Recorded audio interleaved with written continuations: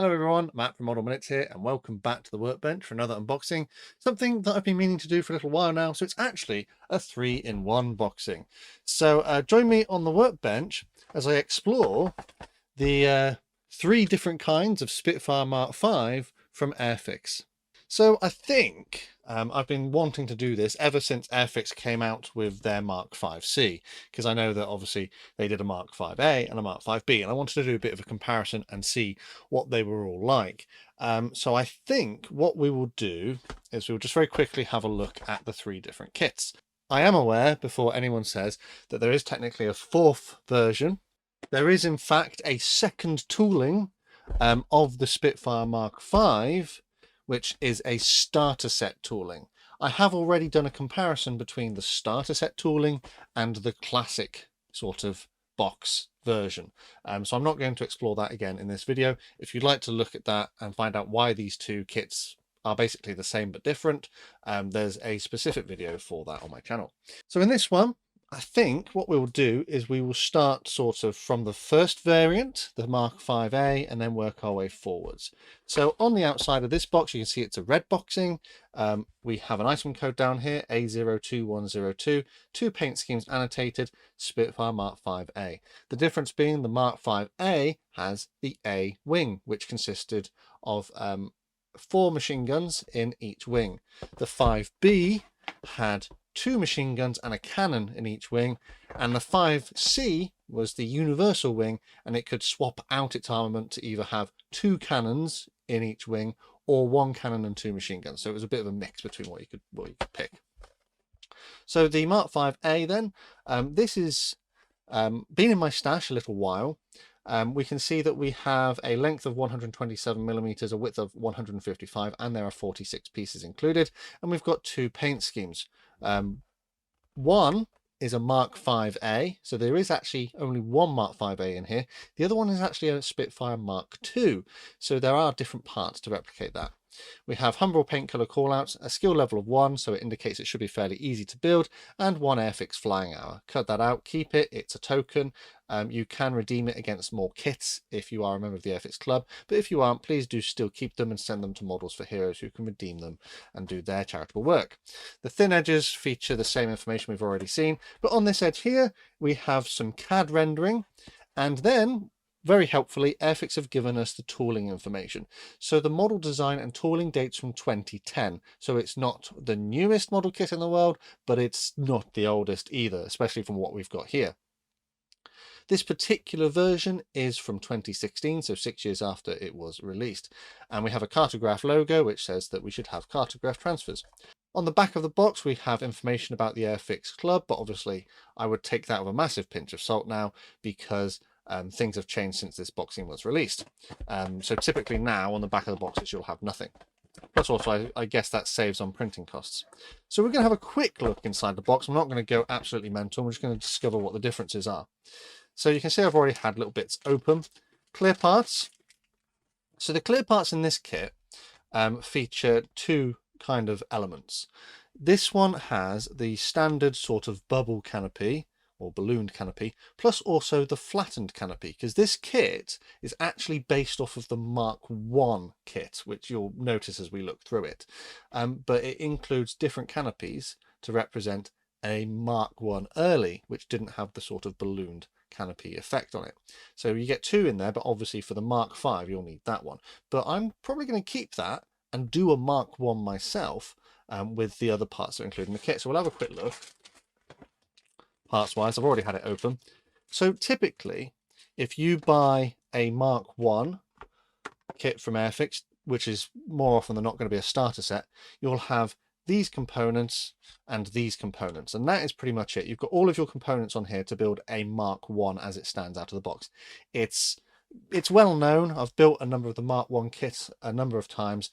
The detail level is fairly good, but people do complain about the trenches effectively for the panel lines. They're quite deep and recessed. The mold quality on this is actually much nicer than I've seen from other Mk.Is I've had. Being a bit older, it was the tooling was a little bit more new. Now, because the toolings have been used a lot, they have suffered from a bit of flash and scuffs in places. So generally this looks to be quite up to standard from Airfix, but it's just a typical Mark 1 frame. However, we've been given an extra frame. So on here, you can see that we've got some extra bits and pieces. We have a different spinner, a different propeller, or a different 3-bladed propeller. We also have a 2-bladed propeller. So you could build a Mark 1 early from this, but we're not going to be building a Mark 1 early. We're going to be building a Mark 5, but we're going to keep this because I might use it for something in the future. So there are different bits and pieces in here which you can use to represent slightly different versions. I know there was a Mark 1 variant with the early version released at some point in the past as well. So they're just add-ons basically to change the variant of the Mark 1 kit. So we've seen that. Looks to be relatively okay. We'll very quickly look at the other bits and pieces in here. So decals, I've got them right here, so we'll look at them first up. Easier said than done. And as mentioned, printed by Cartograph, so they should be to a really nice standard. And yeah, surprisingly, there is an awful lot of common decals which we don't normally see in a sort of Mark 1 kit. But in here we've got walkways, we've got stencils, we've got the gun sort of coverings which go on the wings.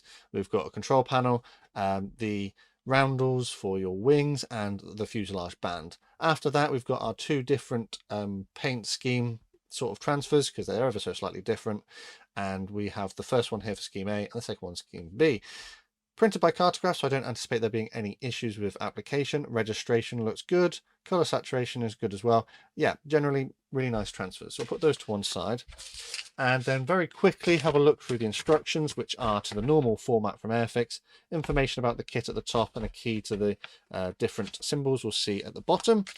And as we go through, you'll notice that there are a lot of similarities between the Mark 1 kit. Build up our cockpit, install our pilot, but then when we get to this point, if we're building Scheme A is the Mk.V, which is the one we want this propeller and not that propeller. For the other propeller is for the Mark II. We come on through. If we were doing the Mark II, we would have to drill out a hole on the inside of the aircraft for this very small part, which goes in the side of the nose.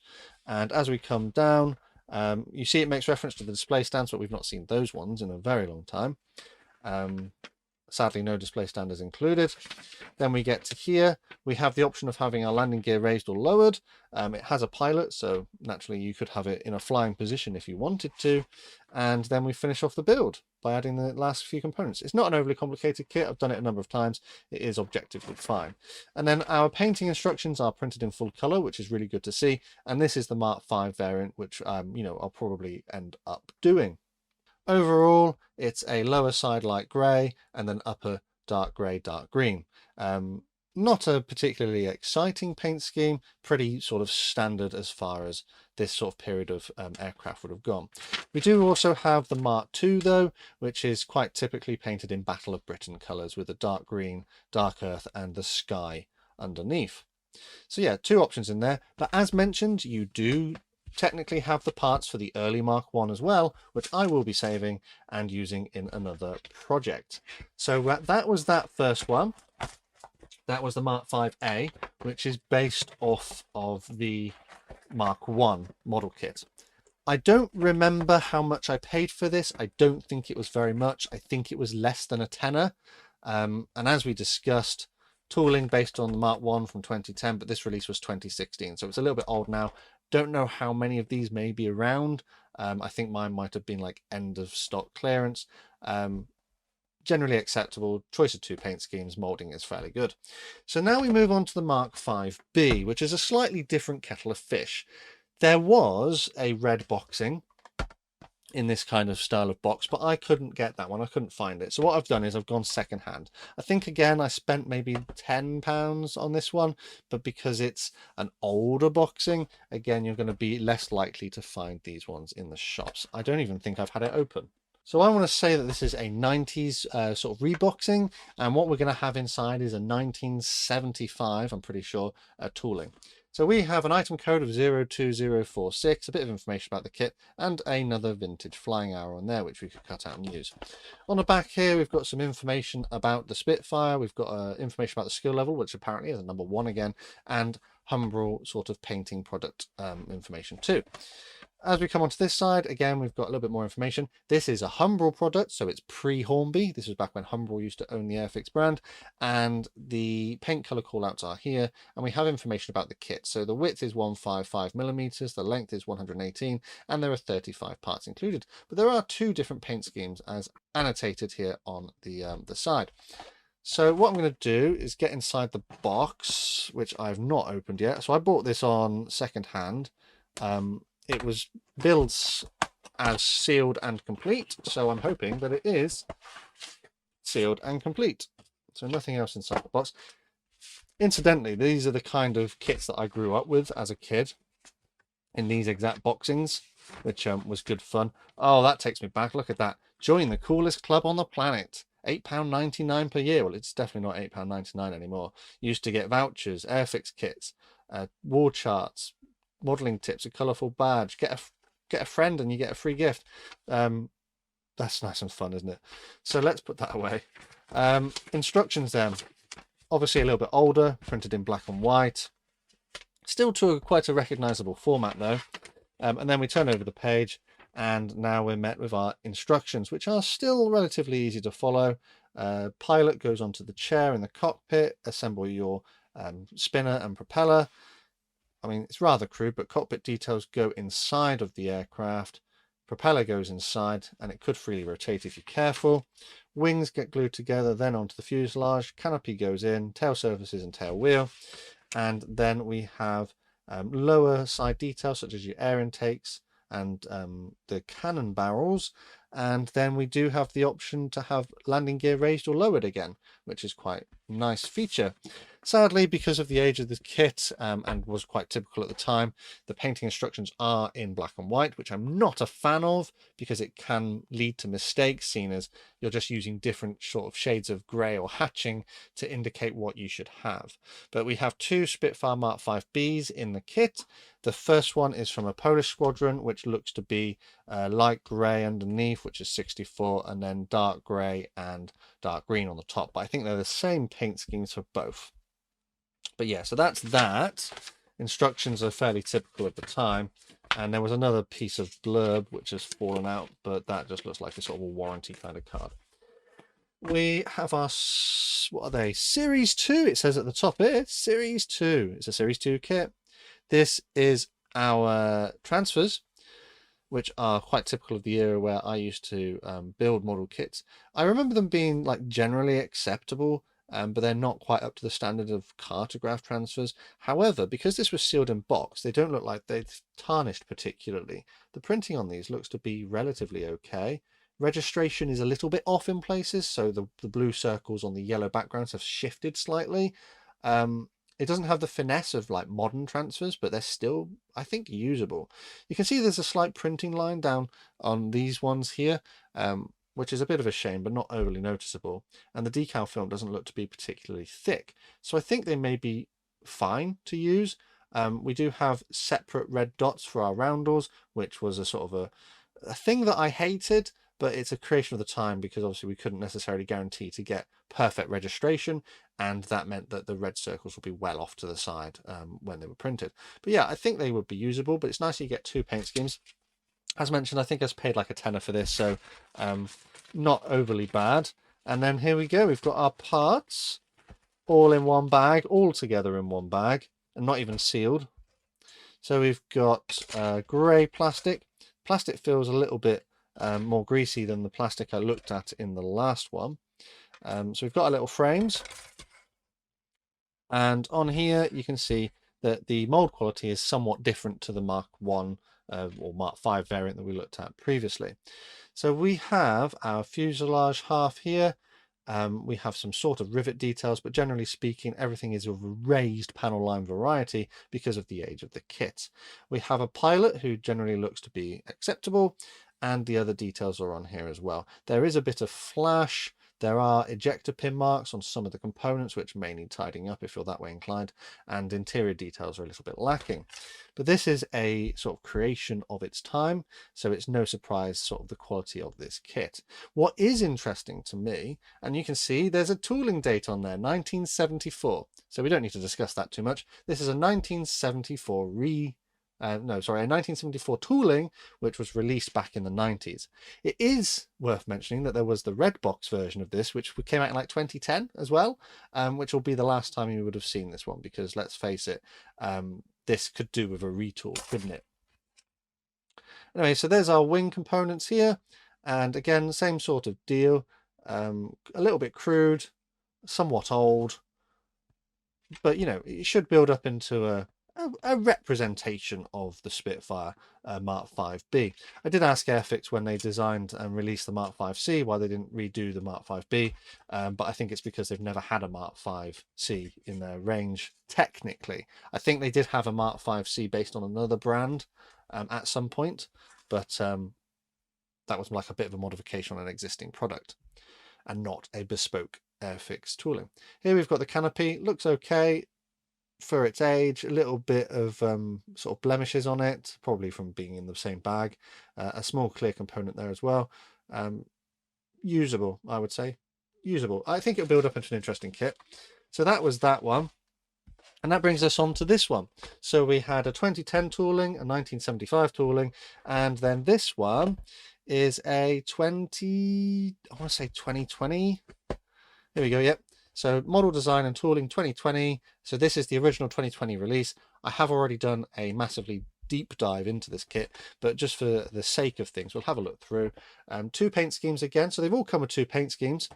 And the same sort of information on the side. Item code A02108. There was a more recent rebox of this kit, which featured a slightly different variant without the tropical filter. So decals in here, again, cartograph, going to be absolutely lovely. You got your 2 different paint schemes in there. I've already massively looked at this, so I won't dwell on that. We've got our instructions. So seeing as this is the most recent one, this should be like the one with the most finesse and fidelity with the parts, and the instructions are a little bit more clear and coherent with a bit of extra colouring in them. As you go through, you can see we've got a lot more going on in the cockpit. We've got some more cockpit details. We come on through, we have the option of having our cockpit open, I think. So that's saying if you want to have the cockpit closed, you need to remove that little bit of material. We add our parts into our fuselage. We've got more parts for the inside of the landing gear bays, and plus also we've got a slipper tank as well, if you were tempted to use that. During our wings, tail surfaces, we have a component for the air filter under the nose. Obviously there is a slightly different variant which doesn't need that, but that wasn't included in this kit in the sense of the paint schemes, but you could have replicated that with the most recent boxing. Landing gear can be raised or lowered again, and we also have different options for engine exhausts if we're using them. And then we move on to the propeller assembly, which gets glued onto the nose, depending on which variant you're doing. And then, as mentioned, we can install our pilot if we want, or have our canopy in an open or closed configuration, depending on how you want to display the model. And then we had 2 paint schemes, the first one being a United States Army Air Force variant used in 1942 in Algeria, so that's why it's got the desert filter, big shark's teeth on that. And also we would have a South African Air Force variant, which again used in sort of tropical environments, so hence the filter. So we've looked at the instructions. Let's very quickly look at the parts just for comparison. Yeah, so here are our clear parts, very nice looking. Just as nice looking as they were the first time I looked at them, and the detail on there is pretty good and nice and clear. And then we had our other parts. Seeing as this is a new tooling, or a newish tooling, they've addressed some of the issues that the Mark I tooling had. So the panel lines are not as deep, they're not as like massive trenches, and it is interesting to note as well that this kit does actually feature clipped wings as well. So they designed lots of different choice into this model. A little bit of dirt on my example here, but won't necessarily be seen when it's finished.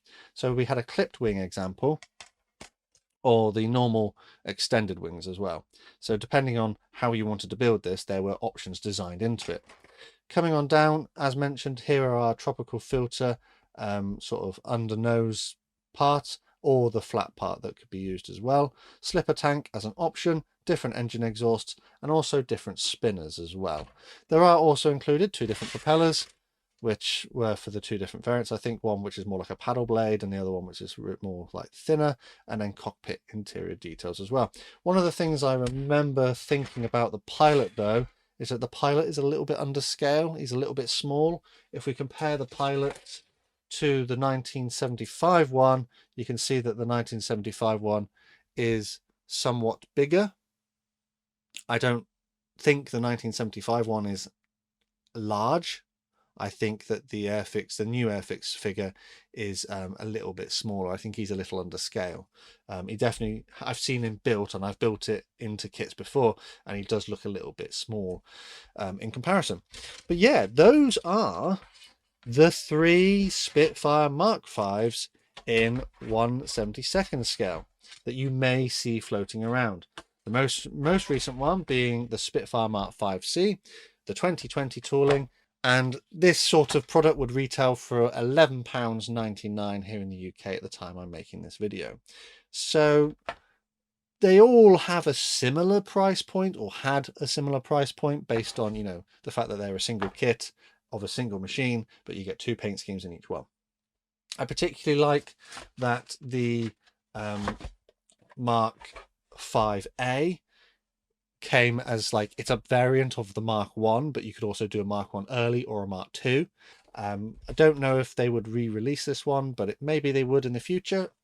And yeah, I think that pretty much brings us to a close. I really wanted to take a look at the 3 different Spitfire Mk.Vs and that Airfix did. No doubt, of course, that the Mk.Vc is the best quality one because it's the most recent. The Mk.Va is the next best quality one because it's not quite as old as the Mk.Vb, which, if I think Airfix were going to do another Mk.Vb, maybe they could do a variant based on the Mark 1 tooling like they did with the Mk.Va, just with different wings. But yeah, this is probably a kit we'll never see again in this particular style, unless they brought it back as a vintage classic, which they might not do because it would be too confusing with this one. But yeah, that's pretty much that. I do have in the stash, and I plan on doing the same thing because for some reason Revell also have 2 different boxings of a Mark 5. So I've got quite a few Mark 5s to be getting on with. They've got a Mark 5 here, which is just says it's a Mark 5, and then they also have one in a black box, which is a Mk.Vb, and I picked these up more or less at the same time. And interestingly, they are different toolings inside the boxes, so why they're manufacturing 2 different toolings to sort of represent the same aircraft, we will investigate at some point in the future. But for now though, that's probably about it for this video. 3 kits of the Spitfire Mk.Va, some of which we may not see again, but it was nice to have a little look through and draw a bit of a comparison. Let me know what you thought of my sort of review, and if you agree with my assessment of these kits, down in the comments below. As always, a quick shout out to my Model Club members for the extra support they give the channel. For full information on how to support the channel, check out the links in the description. The best way to support the channel for free though is by subscribing with notifications turned on, so you never miss a modelling upload. Finally, last thing to say is a massive thank you to you for watching this one, and I'll see you on the workbench again next time.